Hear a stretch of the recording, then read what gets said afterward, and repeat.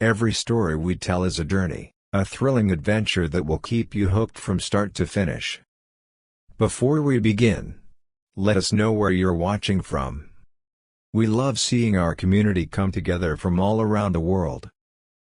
And don't forget, hit that subscribe button and turn on notifications so you never miss a story.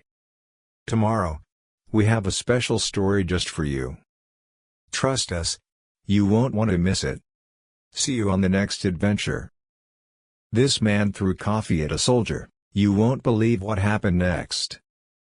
The London morning air was crisp. The streets bustling with tourists eager to catch a glimpse of Buckingham Palace. Among them, a man in a tailored navy blue suit and polished Italian shoes strode confidently toward the gates. His name was James Carter, a successful entrepreneur who had built his fortune through high-stakes deals and ruthless negotiations. James had never been a man who followed rules, he made them. Power and wealth had shaped his mindset, making him believe that respect was something to be bought, not earned. He despised the idea of tradition, of people blindly following authority. Ridiculous, he muttered under his breath as he stepped onto the palace grounds. For James, this wasn't a tourist visit. He had been dragged here by his business partners, who insisted that a stop at Buckingham Palace would be an essential cultural experience. But James wasn't impressed. To him, it was just another building, another set of pointless formalities. As he walked past the crowd, his eyes landed on the stoic figures of the royal guards standing at attention. Dressed in red tunics and black bearskin hats, they stood motionless, their eyes fixed straight ahead. Their discipline, their unwavering posture, it irritated James. "They look like statues," he scoffed, nudging his personal assistant. "Do they ever move?" The assistant, visibly uneasy, murmured, "Sir, the royal guards are elite soldiers. They're not to be disturbed." James smirked. "Elite? Standing still all day? That's hardly impressive." A dark thought crossed his mind. What would happen if I pushed them? If I tested them? His fingers tightened around the steaming cup of coffee he had bought earlier. A smirk formed on his lips. He turned to his bodyguard. "I bet you 50 grand he doesn't even blink if I throw this on him." His bodyguard paled. "Sir, don't." But James had already made up his mind. He stepped closer to the unshakable soldier, raising his coffee cup ever so slightly. And with a flick of his wrist, the boiling liquid flew through the air, straight at the royal guard's chest. The moment the scalding coffee left the cup, time seemed to slow down. The dark liquid arced through the air, glistening under the morning sun as it sped toward the crimson uniform of the royal guard. A hushed gasp rippled through the crowd as bystanders realized what was happening, their eyes widening in shock. Then, impact. The boiling coffee splattered across the royal guard's chest, staining his pristine red tunic, soaking into the thick wool. Steam rose from the fabric, and for the first time, a reaction flickered in the soldier's eyes. James Carter stood frozen for a fraction of a second, watching the liquid spread. Then, he smirked. "Told you." "Just a statue," he muttered under his breath, turning toward his bodyguard as if expecting to be congratulated. But something was wrong. The energy in the air had shifted, like a storm cloud gathering before a downpour. The royal guard had moved. Bang! The soldier slammed his boot into the ground with earth-shaking force, sending a shock wave of sound rippling through the courtyard. In one fluid motion, he gripped his rifle, spinning it into a combat-ready stance. The long bayonet, once idle, now glinted menacingly in the sunlight, its sharp edge pointed directly at James. Then came the voice. "Stand back." It wasn't just a command, it was a roar. A battle-hardened, unyielding voice of authority, honed from years of discipline, cutting through the air like steel. James felt his stomach drop. The force of the guard's voice struck him like a physical blow, sending an involuntary shiver down his spine. The smirk vanished from his lips. The crowd, once murmuring in excitement, was now dead silent. A child clutching his mother's hand whispered, "Mommy, is that man in trouble?" James tried to laugh it off, but his throat was suddenly dry. His instinct screamed at him to step away, to retreat. But his pride refused to let him move. Then, the guard took a step forward. And for the first time in his life, James Carter felt what it was like to be truly powerless. The sound of the Royal Guard's boots striking the stone pavement still echoed through the courtyard. But James Carter couldn't hear anything else. His ears rang with adrenaline. His body locked in place, staring at the soldier who now stood just inches from him, rifle raised, bayonet gleaming in the daylight. The guard's chest still bore the stain of hot coffee, but he didn't flinch, didn't even glance down at it. Instead, his piercing gaze was locked onto James, a gaze that had seen war, had faced real enemies, had stood unshaken in the face of chaos. And now, that unbreakable focus was aimed directly at him. James gulped, his mouth suddenly dry. This was supposed to be a harmless joke, just a stupid stunt to prove a point. But now, standing face to face with this immovable force, James realized his mistake. A big mistake. I was just, James stammered.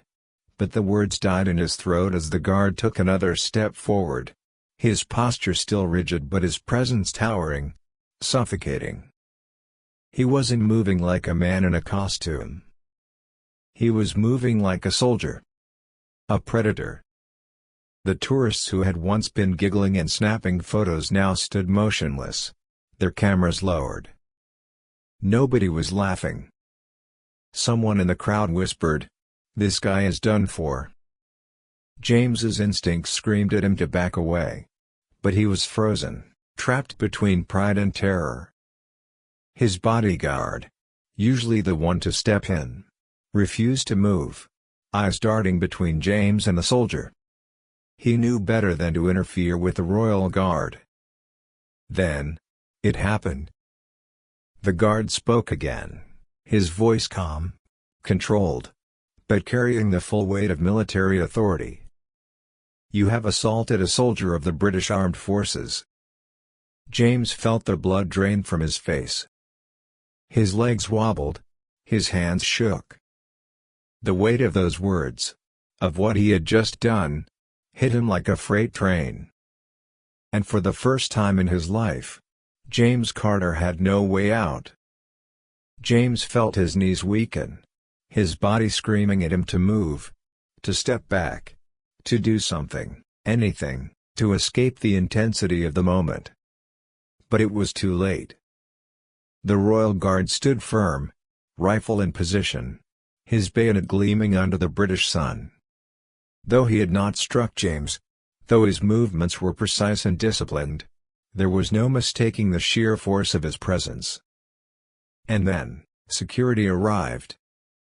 2 armed security officers in black uniforms pushed through the gathering crowd, their expressions unreadable but their movements swift and purposeful. James's heart pounded as they advanced. "Sir, step back immediately," one of them commanded, his voice sharp, professional, but holding no room for negotiation. James stammered, attempting to regain his footing. It was just coffee. It was an accident. I didn't mean." The officer cut him off. "You assaulted an active duty soldier. This is not a discussion." James's stomach twisted into knots. Assault? The word hit him like a brick. This wasn't a joke anymore. This was real. The crowd murmured, some whispering among themselves, others shaking their heads. James could feel the weight of 100 eyes on him, all watching him unravel in real time. His bodyguard, usually the first to step in, remained completely still. He knew better than to interfere. One of the security officers reached for James's arm. A cold sweat broke across his forehead. "Wait, wait. I can fix this. I can pay." The officer's grip tightened. "Sir, that is enough." James's breath came in short, uneven bursts. His mind raced for a way out, but there was no escape from this.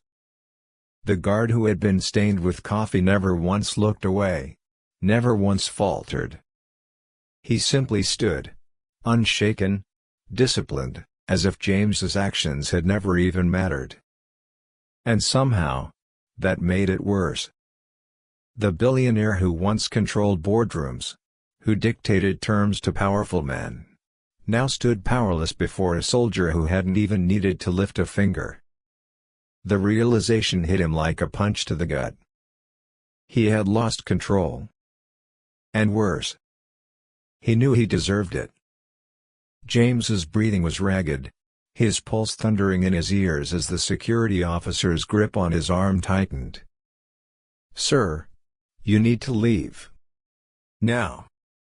For a brief moment, he considered fighting back, arguing, demanding to speak to someone important.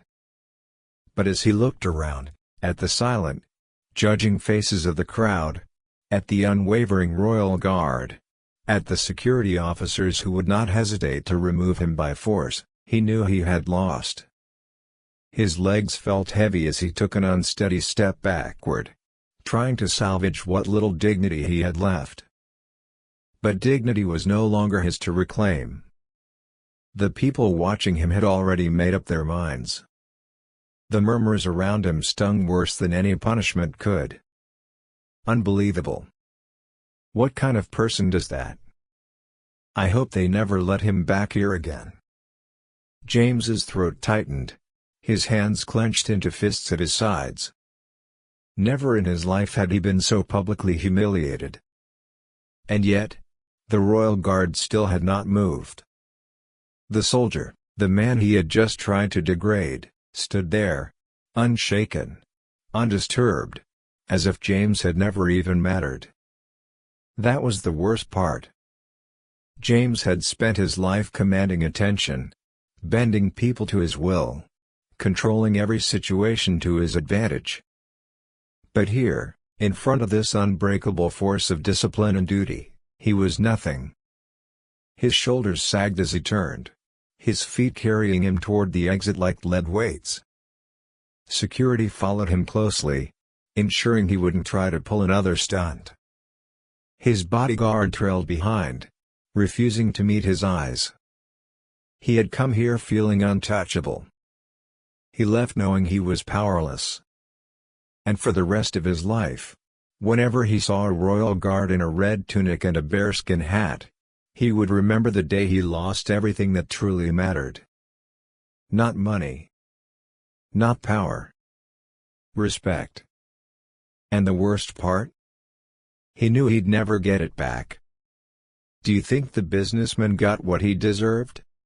Or do you believe the royal guard's reaction was too intense? Comment below. If you support the unshakable discipline of the royal guards, hit the like button and share this story. Don't forget to subscribe for more incredible stories of honor, duty, and those who test the limits.